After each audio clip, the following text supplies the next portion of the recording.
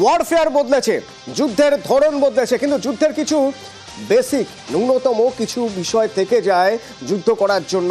তার মধ্যে একটা হলো চরবৃত্তি, গুপ্তচর। সব দেশই চায় নিজের দেশের এক গুপ্তচর থাকুক অন্য দেশে, যে সব ভিতরের খবর দেবে। আমার দেশের নাগরিক গুপ্তচর হয়ে কাজ করেছে অপারেশন সিঁদুরের সময়। এ প্রশ্ন উঠছে, তার কারণ হরিয়ানার হিসারের একজন গ্রেপ্তার ইউটিউবার, নাম করা ইউটিউবার, প্রচুর ফলোয়ার। ওই দেখুন, নাম কি? নাম জ্যোতি মালহোত্রা। এই জ্যোতি মালহোত্রা চরবৃত্তি করছেন, স্পাইয়ের কাজ করেছেন। জানা যাচ্ছে দুবার পাকিস্তানে গিয়েছিলেন। কি করতে গিয়েছিলেন, কিভাবে যোগাযোগ, তার বিরুদ্ধে কি কি অভিযোগ রয়েছে? মৈত্রেয়ী রয়েছেন আমার সঙ্গে, সরাসরি একবার কথা বলবো। মৈত্রেয়ী, আমরা নাম করা কিছু গুপ্তচরের কথা শুনেছি, মাতাহারির কথা মনে পড়ে যাচ্ছে আমার। তো আমাদের দেশেরই একজন নাগরিক, যদি হতো পাক নাগরিক, আমাদের দেশে রয়ে গেছেন অন্য কথা, আমাদের দেশের নাগরিক, তিনি চরবৃত্তি করছেন। কি কি অভিযোগ উঠছে তার বিরুদ্ধে? একেবারে দেখো, অত্যন্ত চাঞ্চল্যকর এই অভিযোগ উঠেছে হরিয়ানা এবং হরিয়ানা পাঞ্জাবি এই ইউটিউবারের বিরুদ্ধে। জ্যোতি রানী ওরফে জ্যোতি মালহোত্রা, যার একটি ইউটিউব চ্যানেল রয়েছে এবং বহুল প্রচলিত এই ইউটিউব চ্যানেল, সেই ইউটিউব চ্যানেলে তিনি ট্রাভেল ব্লগ শুট করেন এবং সেই ইউটিউব চ্যানেলেই দেখা যাচ্ছে যে 2023 সাল থেকে পরপর দুবার এই জ্যোতি রানী বা ওরফে জ্যোতি মালহোত্রা তিনি পাকিস্তানে গিয়েছিলেন। এবং শুধু সেটাই নয়, যেটা পাকিস্তানের তরফ থেকে এবং যেটা ভারতীয় গোয়েন্দা সংস্থারা তারা জানতে পেরেছেন যে পাকিস্তানের একজন ডিপ্লোম্যাট এহসানুল রহিম ওরফে দানিশ, যাকে পার্সোনা নন গ্রাটা হিসেবে ঘোষণা করেছিল ভারত এই অপারেশন সিন্দুরের পরে, কারণ এই দানিশ নামক এই ডিপ্লোম্যাট সে পাকিস্তানের হয়ে তথ্য সংগ্রহ করছিল এবং বেশ কিছু ক্রিটিক্যাল ইনফরমেশন সে সংগ্রহ করছিল বলে অভিযোগ। এই দানিশের সঙ্গেই রেগুলার যোগাযোগ ছিল জ্যোতি রানীর। এবং যেটা অভিযোগ উঠে আসছে যে এই জ্যোতি রানী অপারেশন সিন্দুরের সময় একাধিক ক্রিটিক্যাল ইনফরমেশন দানিশকে শেয়ার করে এবং তার মাধ্যমে আইএসআই এর কাছে শেয়ার করে। এবং শুধু সেটাই নয়, দুবার যে পাকিস্তানে গিয়েছিলেন জ্যোতি রানী, তাকে যখন জিজ্ঞাসাবাদ করা হয় পাঞ্জাব পুলিশের তরফ থেকে, এবং তখন সেটা যেটা তিনি জানিয়েছেন যে তিনি দুবার যে পাকিস্তানে গিয়েছেন তাই নয়, তিনি দিল্লিতে পাকিস্তান হাই কমিশনে এসে তিনি দেখা করেন এবং সেই সময় দানিশের সঙ্গে তার পরিচয়। দানিশ আরো একজনের সঙ্গে, আলী আওয়ান বলে আরো এক পাকিস্তানি ন্যাশনালের সঙ্গে তাকে যোগাযোগ করিয়ে দিয়েছিল, যে আলী আওয়ান তাকে পাকিস্তানে অ্যাকোমোডেশন এবং থাকা খাওয়ার সমস্ত ব্যবস্থা করে দিয়েছিল এবং যার সাথেও রেগুলার যোগাযোগ থাকতো। গোয়েন্দা সংস্থার তরফ থেকে গোয়েন্দারা যেটা জানতে পেরেছেন যে এই অপারেশন সিঁদুরের সময় বেশ কিছু পাকিস্তানি ন্যাশনাল, যাদের মধ্যে আইএসআই এজেন্টরাও রয়েছে, তাদের নাম বদল করে নিজের ফোনে তাদের নাম সেভ করা ছিল এবং তাদের সাথে নিয়মিত যোগাযোগ রাখতো এই জ্যোতি মালহোত্রা ওরফে জ্যোতি রানী, এবং বিভিন্ন ক্রিটিক্যাল ইনফরমেশন শেয়ার করত এবং একই সঙ্গে নিজের ইউটিউব চ্যানেলে পাকিস্তানকে একটি ভালো নজরে দেখানোর চেষ্টাও করত জ্যোতি রানী। ফলে একদিকে এসপিওনাজের অভিযোগ এবং অন্যদিকে দেশদ্রোহিতা, দুটো অভিযোগে কিন্তু উঠছে জ্যোতি রানী।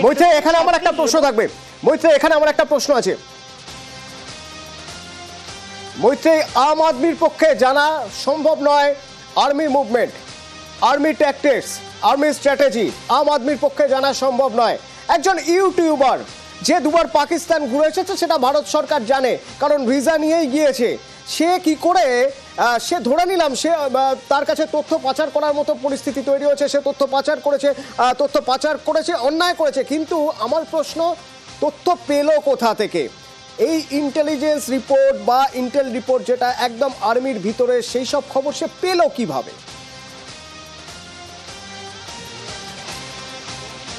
দেখো এই প্রশ্নগুলোরই কিন্তু জবাব খোঁজার এই মুহূর্তে চেষ্টা করছে গোয়েন্দা সংস্থাগুলি। তার কারণ বেশ কিছু ক্রিটিক্যাল ইন্টেল যে জ্যোতি পাচার করেছিল সেটা তার যে হোয়াটসঅ্যাপ চ্যাটস এবং একাধিক অ্যাপের মাধ্যমে যে চ্যাটস রয়েছে তার থেকে কিন্তু পরিষ্কার। এবং এর সঙ্গে সঙ্গে যে মুভমেন্ট অফ ফোর্সেস, সেই মুভমেন্ট অফ ফোর্সেস নিয়েও কিন্তু বেশ কিছু ইনফরমেশন শেয়ার করেছিল। অর্থাৎ অপারেশন সিন্দুরের আগে এবং পরে যেরকম হেভি মুভমেন্ট হয়েছিল ফোর্সেসের এবং বিভিন্ন বর্ডার সংলগ্ন এলাকায় হেভি মুভমেন্ট হয়েছিল, সেই হেভি মুভমেন্ট সম্পর্কেও কিন্তু তথ্য পাচার করেছিল জ্যোতি। তবে আরও বেশি ক্রিটিক্যাল ইনফরমেশন জ্যোতির কাছে কি করে পৌঁছালো, তিনি ইনফ্লুয়েন্সার, তিনি ইউটিউবার, সেটা সবাই জানে, কিন্তু তার ইনফ্লুয়েন্স কতটা বেশি, তার কি ভারতীয় যে ডিপ্লোম্যাটিক জোন রয়েছে সেই সার্কেলেও তার কতটা যোগাযোগ রয়েছে, সেই সব কিছু খতিয়ে দেখছে। তার কারণ জ্যোতি এই মুহূর্তে দাঁড়িয়ে একটা বলা যেতে পারে একটা দিশা, এবং এর সঙ্গে সঙ্গে কিন্তু গোয়েন্দা সংস্থারা তারা যেটা মনে করছে যে এর পেছনে আরো দীর্ঘ সূত্র রয়েছে, আরো একাধিক লাইন অফ কমান্ড রয়েছে, একাধিক চেন রয়েছে যারা এই এসপিওনাজের কাজ করতো, অর্থাৎ পাকিস্তানকে তথ্য পাচার করার কাজ করতো। বিশেষত অপারেশন সিন্দুরের আগে পরে এই গোটা সময়টাতে তারা রীতিমতো তথ্য পাচার করেছে। ফলে তাদেরকেই কিন্তু খুঁজতে এই মুহূর্তে জ্যোতিকে একদম টানা জিজ্ঞাসাবাদ করছে গোয়েন্দা সংস্থাগুলি। অতনু, ধন্যবাদ মৈত্রী। এটা খুব স্বাভাবিক যে শুধুমাত্র চরবৃত্তি নয়, হানি ট্র্যাপের কাজও নিশ্চয়ই করছিলেন এই জ্যোতি মালহোত্রা। তা না হলে ভারতীয় অফিসারদের সঙ্গে যদি কোনো না কোনো জায়গায় লিয়াজও না থেকে থাকে তাহলে লিক করলেন কি করে? এই ইন্টেল রিপোর্ট লিক হলো কিভাবে? আর্মির ভিতরের খবর তার কাছে পৌঁছলো কি করে? তার মানে যেরকম ভাবে পাকিস্তান হাই কমিশনের দানিশের সঙ্গে তার সম্পর্ক ছিল ঠিক একই রকম ভাবে তাহলে কি আমাদের ইন্টেলিজেন্সের কারোর সঙ্গে, আমাদের দেশের কোনো আর্মির কারোর সঙ্গে কি কোনো রকম যোগাযোগ ছিল? নাম ভাবুন, ইউটিউবার, ইউটিউবে তার এক একটা চ্যানেলের, ইউটিউব চ্যানেলের নাম নোম্যাডিক লিওগাল ওয়ান্ডারার। আবার আরেকটা ইউটিউব চ্যানেল আছে, নাম পুরানে খেয়ালো কি মডার্ন লড়কি। জ্যোতি মালহোত্রা, তার বিরুদ্ধে নির্দিষ্ট অভিযোগ রয়েছে গোয়েন্দাদের কাছে যে বেশ কিছু তথ্য, অত্যন্ত গুরুত্বপূর্ণ তথ্য পাকিস্তানে আইএসআই এর কাছে পাচার করে দিয়েছে। ভারতীয় আর্মির বেশ কিছু গুরুত্বপূর্ণ তথ্য তার হাত দিয়েই বেরিয়েছে। আর সেই জন্যই তাকে ইন্টারোগেট করা হয় যখন, তখন জ্যোতি মালহোত্রা জানায় পুলিশকে যে পাকিস্তান হাই কমিশনে গিয়েছিল দিল্লিতে 2023-এ ভিসার জন্য। আর তখন এহসানুর রহিম বা দানিশ নামে একজনের সঙ্গে আলাপ হয়। সেই দানিশের থ্রুতেই দুবার পাকিস্তানও ঘুরে এসেছে, কারণ দানিশই ব্যবস্থা করে দিয়েছিল পাকিস্তানে কার সঙ্গে দেখা করেছিল, কারা ছিল। বেনামে কিছু নাম্বার রয়েছে ফোনে, সেই নাম্বারগুলো পাকিস্তানের। তারা কারা নিশ্চয়ই সেগুলো এবার বেরোবে। দেশের মধ্যে আমার দেশেরই এক নাগরিক চরবৃত্তি করে গেছে পাকিস্তান, যে পাকিস্তান আমার দেশের 26 জনকে গুলি করে মেরে যায় পেহেলগাঁওয়ে, তাদের হাতে ইনফরমেশন তুলে দিচ্ছে অবসরপ্রাপ্ত বিএসএফ কর্তা সমীর মিত্র আমার সঙ্গে রয়েছেন। সমীর বাবু, আমার দেশের নাগরিক চরবৃত্তি করছে, আমরা তো দেখেছি অন্য দেশের নাগরিক আমাদের দেশের নাগরিক সেজে থেকে, বা আমাদের দেশের নাগরিক মানে বিভিন্ন দেশে নাগরিকরা অন্য দেশের নাগরিক থেকে সেজে সেখান থেকে চরবৃত্তি করে। এ তো পুরোপুরি আমার দেশের নাগরিক চরবৃত্তি করছে। দুটো দিক তো খুব মারাত্মক। এক, সে ইনফরমেশন পাস করছে, দুই, তার কাছে ইনফরমেশন আসছে কোথা থেকে সেটাও তো ভাবার বিষয়। কি বলবেন? এটা আজকে নতুন কিছু নয়, যেটাকে আমরা বলি হানি ট্র্যাপ। সেই হানি ট্র্যাপ করে অনেক মহিলাদের পাঠানো হয় যাতে করে যারা এই ধরনের সেন্সিটিভ ডিপার্টমেন্টে কিংবা কোনো জায়গায় কাজ করে তাদের সঙ্গে বন্ধুত্ব করা, এবং যা হয়ে থাকে পরবর্তীকালে সেই বন্ধুত্ব শুধু খালি বন্ধুত্বের মধ্যেই থাকে না, আরো এগিয়ে যায়। এবং তারপরে যেটা শুরু হয় সেটা হচ্ছে ব্ল্যাকমেলিং। এর মধ্যে ফটো টটো তুলে তাদের কাছ থেকে নিয়ে সেগুলোকে বর্তমানে পাকিস্তানে এটাকে পাচার করা হচ্ছে। তার অর্থটা হচ্ছে এই যে আজকে হরিয়ানায় যে মহিলা করেছেন তিনি এই ব্যাপারে যথেষ্ট পটু, এবং এই যার সঙ্গে এখন যে সোর্সের মাধ্যমে তিনি করছেন, আমার মনে হয় শুধু একমাত্র একা নয়, এবং শুধুমাত্র একা উনিই আছেন তা নয়, এটা একটা গ্যাং কাজ করে।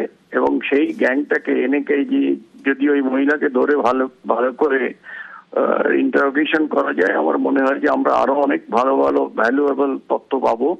কারণ there cannot be anything more important than my কান্ট্রির সিকিউরিটি। এবং সেখানে সামান্য কিছু টাকার জন্য কিংবা অন্যান্য কোনো কারণের জন্য সেই হরিয়ানার সঙ্গে কোনো বর্ডারের কোনো সম্পর্ক নেই।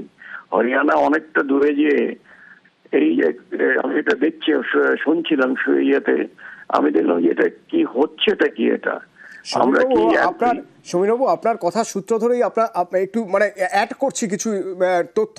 তাহলে একা এই জ্যোতি মালহোত্রা নয়, আরও 5 জনকে, জ্যোতি মালহোত্রার সঙ্গে আরও 5 জনকে গ্রেপ্তার করা হয়েছে।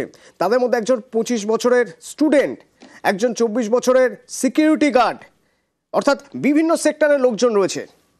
আমি তো সেটাই বলছিলাম, তুমি যখন বলছিলে একা নয়, এর একটা গ্যাং আছে, এবং সেই গ্যাংগুলো তারা বিভিন্ন জায়গায় এরা ছড়িয়ে ছিটিয়ে থাকে, এবং they keep on finding the soft target, vulnerable target, যারা সহজে অল্প কিছু টাকা কিংবা কোনো সুন্দরী মহিলা সেখানে তারা ভেঙে পড়ে। এবং তারপরে কি হয়, এরা গ্র্যাজুয়ালি বন্ধুত্ব করার নামে পরবর্তীকালে দেখা যায় যে তাদের বাধ্য করা হচ্ছে, আদারওয়াইজ আমরা পাবলিক ডোমেনে নিয়ে আসবো, বাধ্য করা হয় যে এই টার্গেট গুলো, আমাদের এই তথ্যগুলো নিয়ে আপনি দেবেন, তা নাহলে কিন্তু এই যে ফটোগুলো রয়েছে আমার সঙ্গে, আমি আপনাদের কিন্তু ছেড়ে দেবো না, বাধ্য হয় তখন। এগুলো কিন্তু নতুন নয়। In fact we should be very very careful in choosing the people, নিশ্চয়ই স্পিকিং টু দ্য পিপল যারা করে। কারণ এই জিনিসগুলো আজকে আরো 2 জন শুনলাম যে জেএমবি ধরা পড়েছে বোধহয় বীরভূমে। তো এই এখন আমরা ইন্টারনালি কিন্তু আমাদের যথেষ্ট সতর্ক থাকতে হবে, এবং কাউকে মানে বিশ্বাস করে মিষ্টি মুখ দেখে কাউকে বিশ্বাস করার কোনো কারণ নেই। ঠিক, থ্যাংক ইউ।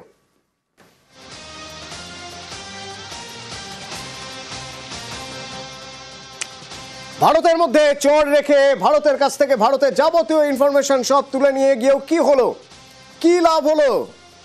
চেষ্টা ছিল অন্তত বিশ্বের মানুষকে, পাকিস্তানের মানুষকে এটুকু বোঝানোর যে ভারত আমাদের কিছুই ক্ষতি করতে পারেনি, সেই তো মুখ পুড়ল। শেষমেশ পাক প্রধানমন্ত্রী শাহবাজ শরীফ মেনেই নিলেন একেবারে জনসভায় সবার সামনে মেনেই নিলেন যে না, ভারত তাদের এয়ারবেস তছনছ করে দিয়েছে, তাদের এয়ারবেস, নূর খান এয়ারবেস একেবারে ধ্বংস করে দিয়েছে। এবং সেই খবরটাও পাক সেনাপ্রধান আসিম মুনির রাত 2:30টার সময় জানিয়েছিল পাক প্রধানমন্ত্রীকে। শুনুন। 9 और 10 की दरमियानी रात में तकरीबन 2:30 बजे सिपा सलार जनरल सईद आसिम मुनीर ने मुझे सिक्योर फोन पे मुझे बताया कि वज़ीर-ए-आज़म साहब, हिंदुस्तान ने अपने बैलिस्टिक मिसाइल अभी लॉन्च किए हैं, एक नूर खान एयरपोर्ट पे गिरा है और कुछ और दूसरे इलाकों में गिरे हैं।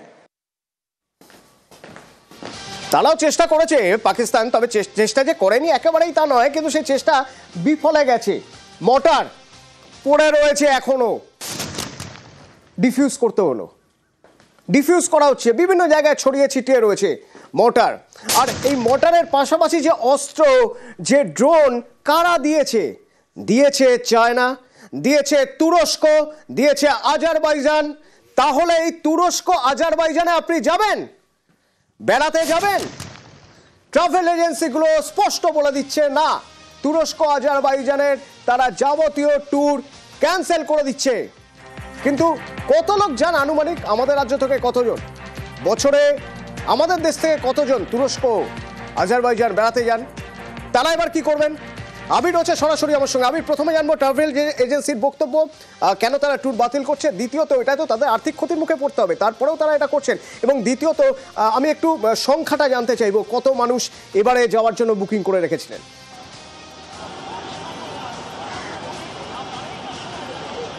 Travel agents federation of India বা যাকে সংক্ষেপে বলা টাফি, এটা অত্যন্ত বড় একটি সংস্থা। গোটা দেশের হাজারেরও বেশি যে ট্রাভেল এজেন্ট যারা রয়েছেন তারা এই ফেডারেশনের অন্তর্ভুক্ত হয়। তো এই টাফির তরফ থেকে একটি নির্দেশিকা জারি করা হয়েছে, সেখানে তারা উল্লেখও করেছেন যে তুরস্ক, আজারবাইজান এই সমস্ত জায়গাতে তারা তাদের যে ট্যুর করানো, ট্যুর প্ল্যানিং, সেটাকে তারা বন্ধ করে দিচ্ছেন, করবেন না। তাদের তরফ থেকে যে অ্যাডভাইজারি নোট আমাদের হাতে রয়েছে সেখানে তারা উল্লেখ করেছেন যে টেরোরিজম এবং ট্রাভেল দুটো একসাথে চলতে পারে না। তাদের বক্তব্য হচ্ছে যে ভারতে যারা বেড়াতে গিয়েছিলেন বিমানে চেপে, সন্ত্রাসবাদের কারণে তাদের দেহ ফিরেছে হচ্ছে কফিনে, এবং এই সন্ত্রাসবাদীদেরকে যারা সাহায্য করেছেন তাদের মধ্যে হচ্ছে এই তুরস্ক, আজারবাইজানের একাধিক ক্ষেত্রে তাদের সংযোগ পাওয়া যাচ্ছে, সম্পর্ক পাওয়া যাচ্ছে। এই অবস্থাতে দাঁড়িয়ে তাদের সঙ্গে কোনোভাবেই সম্পর্ক রাখতে পারা যায় না। অতএব 2023-এর ভূমিকম্পের পর তুরস্ককে অর্থনৈতিকভাবে স্বাবলম্বী বা ঘুরে দাঁড়ানোর ক্ষেত্রে সাহায্য ভারত করেছিল, এবং ভারত থেকে যে সংখ্যক পর্যটক যায় গড়ে এটা জানা যাচ্ছে যে 6 লক্ষেরও বেশি, এবং সামার ভ্যাকেশন অর্থাৎ এই সময়টাতে প্রচুর মানুষজন যান, তারা তো জানি। এছাড়া বিভিন্ন সময় নানা কারণে এই সমস্ত জায়গাতে যাতায়াত করেন। তার মধ্যে কলকাতা থেকেও প্রচুর পর্যটক রয়েছেন, সাধারণ মানুষ রয়েছেন, তারাও যাতায়াত করেন, বিভিন্ন প্রয়োজনীয়তার কারণে যাতায়াত করেন। একদম তাদের কাছে পরিষ্কার করে বলে দেওয়া হচ্ছে যে তারা যেন সেখানে না যান, এবং পুরোপুরিভাবে ট্রাভেল এজেন্টদেরকেও বলা হচ্ছে তারা এই সমস্ত ট্যুর বাতিল করুন। এটা ঠিক, ট্যুর বাতিল করলে সমস্যা অবশ্যই হবে, আর্থিকভাবে সমস্যাই হবে।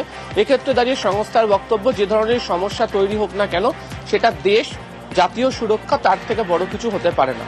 এবং যারা এই ট্যুরগুলো করেছিলেন তাদের যদি মনে হয় বাতিল করলে তাদেরকে অর্থ খরচ করতে হবে, করতে হবে না, তার কারণ ক্যান্সেলেশনের জন্য যে চার্জ তারা সেটা নেবেন না। এবং তাদের বক্তব্য, এগুলোকে বাদ দিয়েও বিশ্বে প্রচুর দেশ রয়েছে, সুন্দর বেড়ানোর জায়গা রয়েছে, সেখানে তারা যান এবং সেখানে বেরিয়ে আসুন, সম্পূর্ণভাবে সহযোগিতা করা হবে। এবং হিসেব বলছে যে পর্যটনের ক্ষেত্রে দাঁড়িয়ে ভারত যে সংখ্যক পর্যটক সেখান থেকে যায় তার জেরে যে পরিমাণ আর্থিক লাভবান তুরস্ক, আজারবাইজানের মতো জায়গাগুলি হতো সেটা সম্পূর্ণভাবে বন্ধ হতে চলেছে। এবং গত কয়েকদিন ধরে বিভিন্ন ক্ষেত্রে আলোচনা থেকে উঠে এসছে যে তুরস্ক যেভাবে সাহায্য করেছে, তারা যেভাবে ড্রোন দিয়েছে, ইউএভি দিয়েছে, তাদের অপারেটররা যেভাবে সেখানে গিয়ে থেকেছে, এক্ষেত্রে দাঁড়িয়ে তাদেরকে এই মুহূর্তে দেশের জাতীয় সুরক্ষার ক্ষেত্রে অন্যতম বড় শত্রু হিসেবে মনে করা হচ্ছে, এবং সেই কারণেই এই ট্রাভেল এজেন্ট ফেডারেশন অফ ইন্ডিয়ার তরফ থেকে পরিষ্কার নির্দেশিকা দিয়ে বলানো হচ্ছে পুরোপুরিভাবে পর্যটন সংক্রান্ত বিষয় তাদের সাথে বন্ধ।